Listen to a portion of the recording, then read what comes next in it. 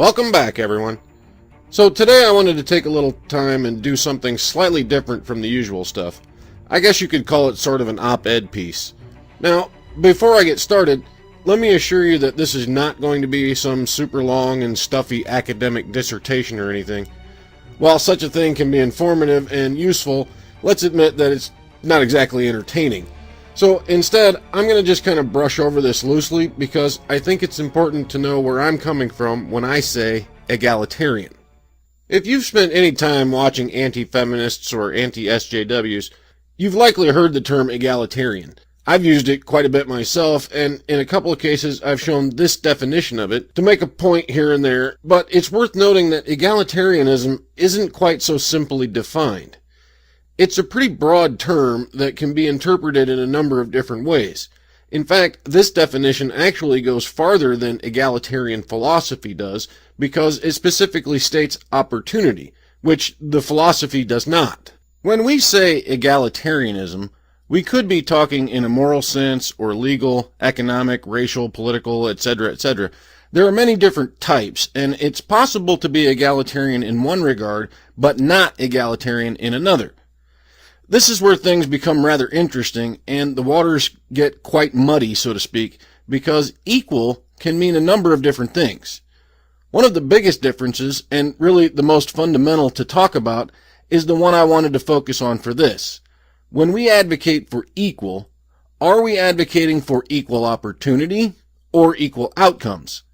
Technically speaking, both can be egalitarian. In simple terms, as a political philosophy, egalitarianism boils down to the belief that all people in a society have equal political standing in terms of political power or influence. Political philosophies like socialism, Marxism, even communism are egalitarian because they support the principle that all people should be treated as equals. Likewise, democracy or a republic also holds that all people are equal. And yet, I'm sure I don't have to tell you that these political philosophies have vast differences between them. So when someone says, I'm egalitarian, it really isn't enough information for us to draw any conclusions about what they may or may not support. We need context to decide what kind of egalitarian they really are, or what sort of egalitarianism they are advocating. Now, there are a lot more types than I'm going to discuss here.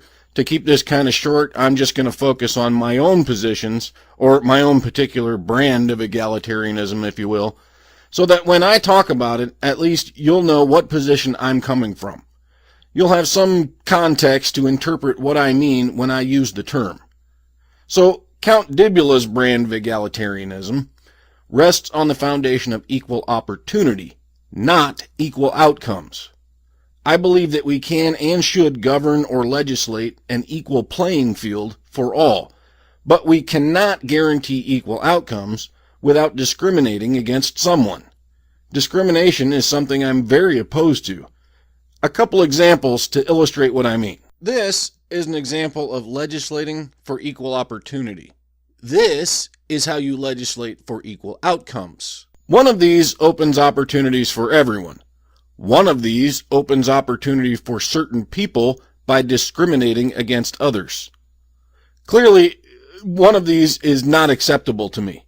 Now, I'm not going to spend too much time on affirmative action here. That's a subject better left for another time. Suffice to say that as written, it sounds like a good thing. It's the implementation that rather sucks. In the political arena, I believe that every citizen deserves an equal voice in the form of voting or even the choice to run for office if they want to. Because of this, I do not support the exorbitant registration or filing fees required to get your name on a ballot and actually run for an office. These sorts of things simply keep politics in the hands of the wealthy and exclude the rest of us from the seats of power, which minimizes our political influence. We maintain our right to vote, which does allow us some voice in the process, but it's a process that will never really work for us if we're excluded from the positions of power. Now, keep in mind that's just the basics of my position. Of course, there's no end to the nuance that exists here, but again, I'm trying to keep this relatively short, and just give you a general idea of where I stand when I use this term, egalitarian. Legally, I believe that every citizen should be subject to and viewed equally under the law, and that those laws should be applied equally. For instance, if you or I have to go to jail for drunk driving, then so should a rich, entitled Hollywood star, business executive, or politician. It's either a law for all of us, or it's not a law for any of us. Call it fairness doctrine if you like, but I'm a pretty big supporter of fair and equal treatment for all. However, do not mistake me as an idealist either. I accept that the world simply isn't fair, and likely never will be, but that does not mean that we shouldn't continue to strive for it anyway. Each step toward it makes things a little better at least. I support gender egalitarianism. Man or woman makes no difference to me. You should be afforded the same opportunities. With that in mind, I accept and indeed expect gender inequalities in certain professions or schools or pay rates, etc. These inequalities of outcome are exactly what you would expect from a population who is free to choose their own path. Quotas that favor one or the other in order to obtain equal outcomes is nothing more than discrimination with a pretty little bow tied around it to make it sound good. Discrimination for the sake of a desired outcome is still discrimination. Racially, I support the same. I don't care what color your skin is. It's an irrelevant factor when deciding what opportunities you deserve to have. White, black, brown, purple, makes no difference. Although purple would be a bit unusual. The point is, you deserve an equal chance to succeed in whatever goal you choose to pursue. However, I also believe that if you choose poorly, you must accept the consequences of your choices, not expect to pass those off as liabilities to the rest of us. You succeed or you fail based on your own merits, and you reap the consequences, whether they're good or bad. In short, I believe in meritocracy. As long as everyone is afforded the same opportunity, then we are equal. What you choose to do with those opportunities is entirely up to you, as well as the resulting consequences of your choices. We become unequal in regards to outcome through our own choices, and that's perfectly acceptable to me. Far preferable, in fact, than enforcing discrimination to obtain those equal outcomes. Now, I exist in a bit of a gray area in regards to economics, and I suspect that most people do too. Economics is kind of a tangled mess and permeates pretty much our entire lives to some degree, which makes it quite complicated to discuss. From my position, I do not support enforced economic egalitarianism, in most respects, which is more or less the same thing as communism. But I don't support totally open and unregulated markets either. Now, this position is very nuanced with a lot of what-ifs in there, and I could go on for days here discussing specifics of varying situations or proposals. Like many things in life, it's not just black and white, there are endless shades of gray. I will say that at least from a starting point, I tend to lean toward libertarian policies with regards to economics. But like any other philosophy, really, when taken to the extreme, libertarianism can also be a bad thing. Totally free markets inevitably leads to monopolies, and if you know your American history, you know monopolies tend to be a pretty bad thing in the long run, and a few end up controlling the economic freedom of the many. However, I can't support total government control of an economy either, because, let's face it, governments can't be trusted. Even the best government can and eventually does abuse whatever power it's given. Overregulation can be just as disastrous as underregulation. Overregulation stifles economic freedom, growth, and innovation too. So what's the solution here? I don't know really. I don't think there really is a perfect solution for this. I think we have to accept a position somewhere in the middle as our best option. Free markets, but with some regulation to ensure the markets remain free and open to all. This position is difficult because it requires constant vigilance on our part to ensure that neither side is moving the pendulum too far in one direction, and that's not an easy thing to do. It requires us as citizens to really pay attention and be as informed as we can be about issues like this. That's not easily accomplished with biased sources feeding us line after line of bullshit simply to sway our opinion in their favor.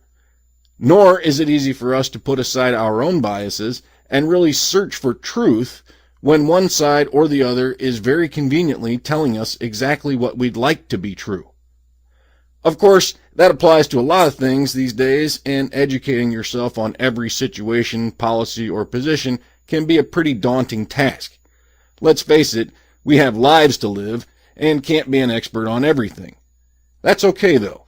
You don't have to be. Really, you just have to know what you believe in or stand for. From there, you can easily decide which candidate, position, or policy most closely supports what you support, and accepting that sometimes good enough is the best you can realistically get. That's really an entirely different subject, so I shouldn't run off on a tangent here. I just wanted to highlight the broad and somewhat vague idea of egalitarianism so that you aren't just throwing that word out there because some YouTuber you like does so and it sounds good. My brand of egalitarian may not be the same as yours or the next person's. Egalitarian isn't some monolithic position that you can just say and everyone understands exactly where you stand on issue X, Y, or Z. You probably need to explain what sort of egalitarian you are, and to do that, you need to know for yourself. So, if you're the kind of person who thinks that you are egalitarian, or just thinks that you support equality, take some time and decide just what sort of equality it is that you support. Delve into your own head for a little bit, kind of kick around in there, and see what you really think.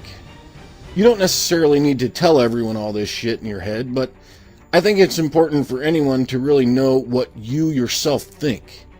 Question yourself and give honest answers, and you might find that what you thought you stood for isn't necessarily what you actually stand for.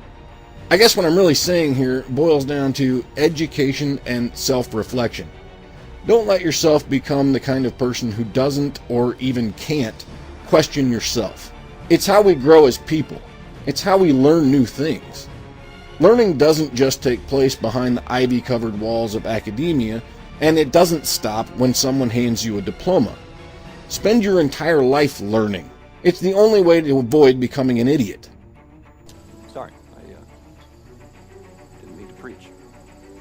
That's it for this time, folks. Remember to like and subscribe, and I'll see you all next time.